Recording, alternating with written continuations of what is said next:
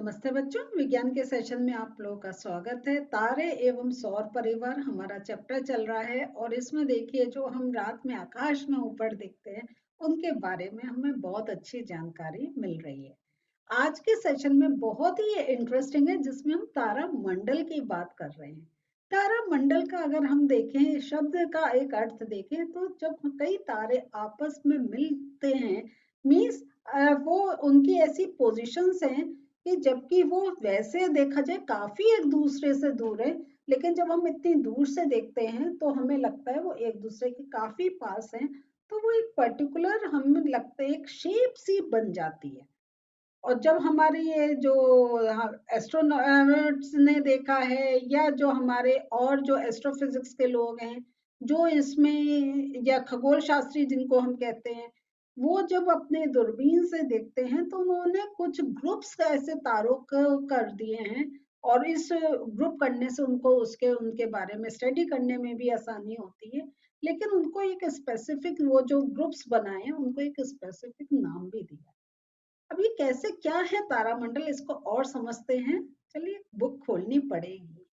तो ये देखिए जैसे हमने देखा ना कि जब कुछ तारे वो हमें एक आकृति से दिखाई देते हैं कि लगता है एक समूह में है, तो यहाँ पे जो है पहचानने जानने योग्य आकृतियों वाले तारों के समूह को हम तारामंडल कहते हैं।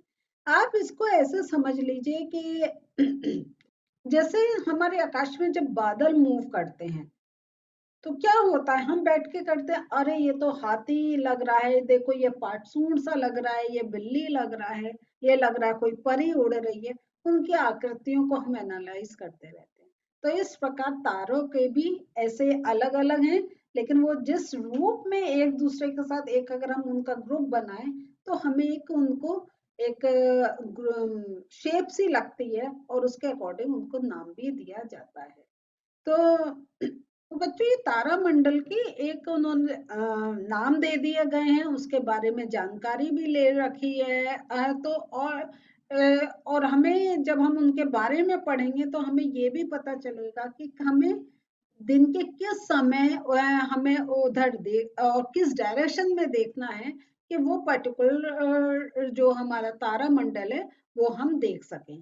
तो इसी को ही देखिए, यहाँ देखिए ये आपको डिफरेंट शेप्स दिखा रहे हैं। तो यहाँ देखिए ये इस पर दिखा रहे हैं ना कितने तारे हैं, लेकिन हमने इन तारों का एक ग्रुप बना दिया और ये इस प्रकार उनको जो है एक नाम दिया गया। तो यहाँ देखिए ये नाम दे रखे हैं ग्रेट बियर, ओरियन, कैसियोपिया और लियो मेजर। तो इन्हीं के बारे में हम थोड़ा सा आज के सेशन में और डिटेल में समझेंगे। तो जो सबसे आपका जो ये जो एक मेन वो माना जाता है, बहुत एक विख्यात है, बहुत एक प्रसिद्ध है, वो है अर्सा मेजर। और इसको हम जनरली क्या है आप गर्मियों में रात्रि के प्रथम पहर में देख सकते हैं। तो इस तारामंडल को हम बिग डिपर, ग्रेट बियर या सप्तऋषि भी कहते हैं। तो ये इस प्रकार ये अलग अलग नाम है। तो सप्तऋषि आप जरूर जानते होंगे, तो ये हम क्या 7 तारे होते हैं। तो और इसको बिग डिपर भी कहा गया है, इसको ग्रेट बियर भी कहा गया है। तो यहाँ देखिए ग्रेट बियर इसलिए कहा गया क्योंकि इसका ये है, लेकिन इसके आसपास का वो देखिए तो ये एक हमें बियर की शेप दिखाई दे। तो यही मतलब ये सब तभी है जब हम टेलीस्कोप से देखें तो है, लेकिन जो सप्तऋषि है वो अगर क्लियर स्काई है, गर्मियों का है, आपको बहुत क्लियर दिखाई देगा। तो अगर अभी तक आपने नहीं देखा है तो जरूर देखिएगा, और अगर आपने देख लिया है तो आप उससे रिलेट कर सकते हैं। तो इस तारामंडल को जैसा मैंने कहा था मार्क कर लीजिए, बिग डीपर, ग्रेट बियर अथवा सप्तऋषि भी कहते हैं। और इसमें जो होता है जो 7 तारे वो पूरे क्लियर दिखाई देते हैं, सुस्पष्ट दिखाई देते हैं। और ये जो है ये एक जैसे कलछी, या अगर हम इसको दूसरे डायरेक्शन में देखें तो ये एक हमें प्रश्न चिन्ह सा भी दिखाई देता है। तो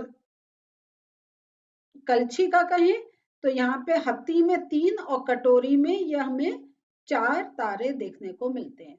तो ये इसको ऐसे प्रेडिक्ट करा गया है। आप पिक्चर में देखिए तो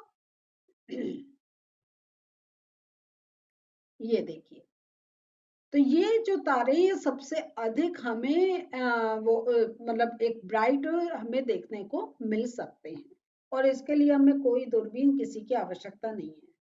फिर आपसे कह रहे हैं तो कि आप काफी टाइम तक ये तारामंडल का प्रेक्षण कीजिए, क्या आप इसकी आकृति में कोई परिवर्तन देखते हैं? क्या स्थिति में कोई परिवर्तन होता है? तो हम देखते हैं कि ये जो तारामंडल जिनका हमने नाम दिया, इनकी आकृति में हमें कोई परिवर्तन देखने को नहीं मिलता है, तभी हम लोगों ने उनको एक पर्टिकुलर शेप में मान के उनको स्पेसिफिक नाम दिए गए हैं। तो यहाँ पे वही है कि आपकी ये क्रियाकलाप में आपको यही कह रहे हैं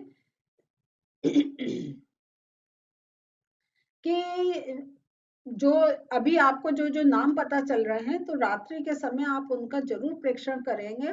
और दूसरा जो एक और चीज है यहाँ पर, तो यहाँ पे जो एक चीज और आपको कही गई है कि थोड़ा सा ध्रुव तारे के बारे में और बताया गया है।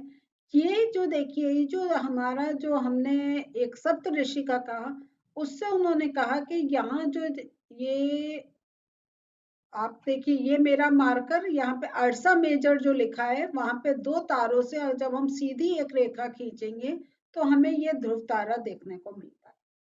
तो यहाँ देखिए, जो हमने ध्रुव तारा के बारे में पहले भी पढ़ा था और अभी, तो ये ध्रुव तारा जो है ये हम इस प्रकार जब हमें सप्तऋषि एक आकाश में सामने दिखाई दे गया है, फिर हम उसके जो आगे के जो 2 तारे हैं उनसे जो हम एक सीधी रेखा का करके देखें तो हमें सप्तऋषि दिखाई देता है। और दूसरा जो है, एक और इम्पोर्टेंट बात है कि वास्तव में सभी तारे जो हैं वो ध्रुव तारे की परिक्रमा करते हुए प्रतीत होते हैं, इसलिए ध्रुव तारा जो है वो बहुत ही एक फेमस तारा है। हमने इसका पहले भी पढ़ा था कि जो ध्रुव तारा है, हमने इससे पहले वाले सेशन में उसकी स्पेशलिटी के बारे में पढ़ा था कि वो एक हमें मूव होता नहीं दिखाई देता है, क्योंकि वो अर्थ की एक्सिस के उसके अलाइंड है। तो इस कारण क्या है, क्योंकि जैसे हम देखते हैं, हमें तारों का पोजीशन जब हम एक समय के जब बदलाव होता है, रात्रि के डिफरेंट पहर में देखते हैं, तो हमने देखा था कि कैसे जो तारे हैं वो ईस्ट टू वेस्ट हमें जाते हुए प्रतीत होते हैं।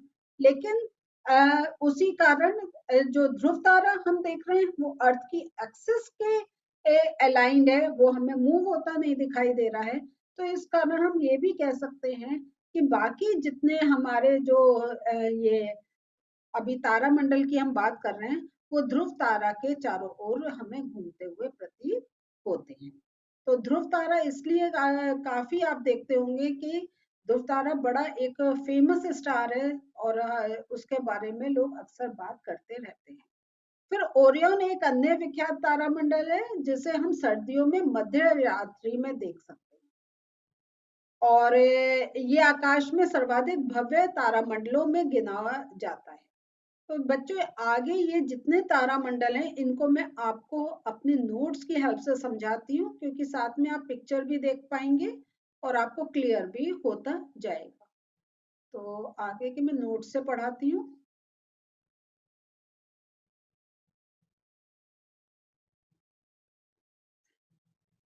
तो विभिन्न तारामंडल आप देखिए, Ursa Major, Big Dipper, Great Bear या Saptarishi, Orion, Cassiopeia. Ursa Major जो है या Big Dipper, Great Bear, Saptarishi, ये देखिए, ये हमने देखा। तो ये तारामंडल गर्मियों में रात्रि के प्रथम पहर में देख सकते हैं। इस तारामंडल में 7 सुस्पष्ट तारे होते हैं। ये बड़ी कलची अथवा प्रश्न चिन्ह जैसा प्रतीत होता है। दूसरा जो है ध्रुव तारा, ये सप्तऋषि के 2 तारों से गुजरने वाली काल्पनिक सरल रेखा को उत्तर दिशा में बढ़ाइए। ये रेखा ध्रुव तारे की ओर इंगित करता है। ध्रुव तारा अधिक चमकीला नहीं होता है। अब हम लोग देखते हैं ओरियन के बारे में। ये जो ओरियन है, ये तारामंडल को सर्दियों में मध्य रात्रि में देख सकते हैं। ये 7 अथवा 8 चमकीले तारे हैं ओरियन को शिकारी भी कहते हैं। तो ये देखिए यहाँ पे ये जो है इस प्रकार, तो 1 2 3 4 5 6 7, तो देखिए क्योंकि इसके साथ और भी तारे अलाइन है, तो हमने इसलिए कहा है कि वो 7 से 8 है कि जो हमें कभी एक तारा थोड़ा सा विजिबल होता है, उसमें कभी नहीं होता है। तो इसके 3 मध्य के तारे शिकारी की बेल्ट में निरूपित होते हैं। तो ये देखिए ये जो 3 मध्य हैं, तो जैसे कोई शिकारी है, उसने एक ड्रेस पहन रखी है और यहाँ पे बेल्ट बांध रखी है, और जो 4 चमकीले तारे चतुर्भुज के रूप में व्यवस्थित दिखाई देते हैं। तो देखिए ये देखिए, ठीक है। तो यहाँ ये जो है, तो ये एक हमें 3, एक हमें लगता है कि जैसे शिकारी ने अपनी ड्रेस में बेल्ट बांध रखी है, और 4 हमें चतुर्भुज के रूप में व्यवस्थित दिखाई देते। और यहाँ पे देखिए जब ये तो बहुत पहले ये तारामंडल की खोज हो गई थी, जब खगोल शास्त्रियों ने धरती पर बैठे इनको ऑब्जर्व करा था, तो उनको उस समय वो जो चीजें जिनके बारे में जानते थे उनसे रिजेम्बलेंस करी। आज अगर है, आज और इतनी नई चीजें बन गई हैं, तो हम उनको किसी और से भी कर सकते हैं, लेकिन ये चीज स्टैंडर्ड हो गई है, तो लोग इसी को ही मानते चले जा रहे हैं। इसके बाद हम देखते हैं सीरियस। सीरियस आकाश में सबसे अधिक चमकीला तारा, और सीरियस ओरियन के निकट दिखाई देता है। जो ऐसा अभी हमने पहले ओरियन देखा था, उसके निकट दिखाई देता है। ओरियन के मध्य के 3 तारों से गुजरने वाली पूर्व दिशा की ओर रेखा, तो ये जो हमने बीच का जो बेल्ट मानी थी, इससे अगर हम वो एक रेखा बनाएं और वो जो है वो पूर्व दिशा की तरफ इंगित हो, तब हमें सीरियस देखने को मिलता है। तो ये जो रेखा है ये सीरियस को इंगित करती है। इसके बाद हम लोग देखते हैं कैसियोपिया। यह तारामंडल कैसियोपिया सर्दियों में रात्रि के प्रथम पहर में उत्तरी दिशा में दिखाई देता है। तो और ये जो है, ये हम इसको या तो अंग्रेजी का जो W है उस रूप में इसको मानते हैं, या हम जैसे बिगड़ा हुआ M है ना, कि यहाँ पे ये गया, अब ये सीधा नहीं आया, ये थोड़ा सा इधर का चल गया। तो कैसियोपिया जो है वो हमें या तो W या M शेप में हम उसको मानते हैं। तो ये हो गया आपका कैसियोपिया। तो इस प्रकार बच्चों ये विभिन्न तारामंडल हैं, इनके नाम मैंने आपको बताए, और आपके जो बुक में काफी जो चीजें दे रखी हैं उनको एक नोट्स बना के आपको यहाँ करा है। मेन आपको तारामंडल के नाम याद रखने हैं, उनकी शेप क्या होती है वो ही ध्यान रखनी है, और उन तारामंडल से हम किसी और तारे को अगर पहचान सकते हैं, किस दिशा में उसको पहचान सकते हैं, इसकी जानकारी ये सब आपको नोट्स रूप में दे दी, और ये भी बताया कि सर्दियों में देखें, गर्मियों में देखें, किस समय देखें। तो ये हमारा आज तारामंडल का टॉपिक था जो पूरा हो गया। नेक्स्ट सेशन में फिर मिलते हैं। बाय।